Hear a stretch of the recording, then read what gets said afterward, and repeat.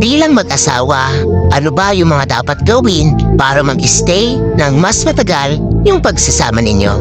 Kung wala ka pang idea, heto ang ilan sa mga payo para sa mag-asawa. Pero kung alam mo na ito, well, skip mo na lang itong video na ito. Una-una syempre sa ating listahan ang Panginoon. Gawin siyang sentro ng pagsasama nyo sa lahat ng anumang mga bagay na ginagawa natin. Dapat palagi siyang nasa puso natin. Dahil naniniwala ako na walang pagsubok na hindi malalampasan basta manalangin ka lang at magtiwala sa Kanya.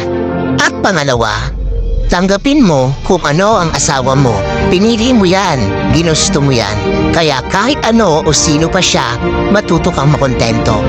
At pangatlo, pag galit ang asawa mo, huwag mong sasabayan. Kailangang isa lang ang galit. Kung galit siya, hayaan mo siya. Manahimik ka. Dahil kapag sumagot ka pa, lalo lang yang hahaba. At kapag kalmado na, saka kayo mag-usap. At huwag matutulog na magkaaway. Pang-apat, pag may problema, pag-usapan ninyong dalawa ng pamilya. Hindi ng kapitbahay, ng kaibigan, at lalo na, huwag niyong ipopost sa social media kapag magkagalit kayo. Sabi kasi, maraming chismosa at chismoso dyan na nakikisali kahit hindi alam ang tunay na pangyayari. Panlima, kapag nag-away kayo, huwag magsasabi ng mga masasamang salita. Huwag mong dibdibin. Isipin mo, galit lang siya. Ang taong galit, wala naman niyang sasabihin maganda. Hindi ka niyan pupurihin. Gawin mo, pasok sa kanang tenga, labas sa kaliwang tenga. At huwag kayong magsisigawan, lalo pa at may mga anak kayong nakapaligid sa inyo.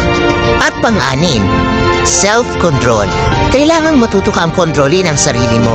Hindi pwedeng paggalit ka, mananabik ka, magsasalita ng masama o umatake sa partner mo.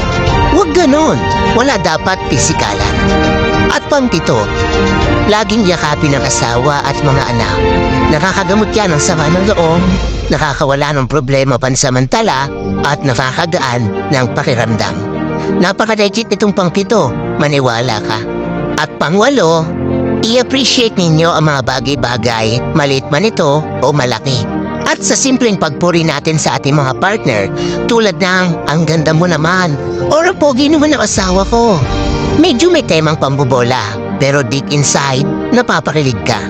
At pang-siyam, magkaroon ng respeto at tiwala sa isa't isa. Dahil mas matimbang ang mga ito kaysa sa pag-ibig. Dahil ang love, marami ka pang pwedeng mahalin, pero ang tiwala at respeto, mahirap yan mahanap. Kaya dapat, yan ang kahit na anong mangyari, hindi mawawala sa dalawang nagmamahalan. At pansampo, gawing kaibigan ng asawa. Pag may hindi pagkakasunduan, huwag hayaang humantong sa sakitan at hiwalayan. At panghuli, dapat open communication kayo. Lagi dapat kayong nag-uusap. Dapat binabalikan nyo yung mga nakaraan nung nagliligawan pa lang kayo.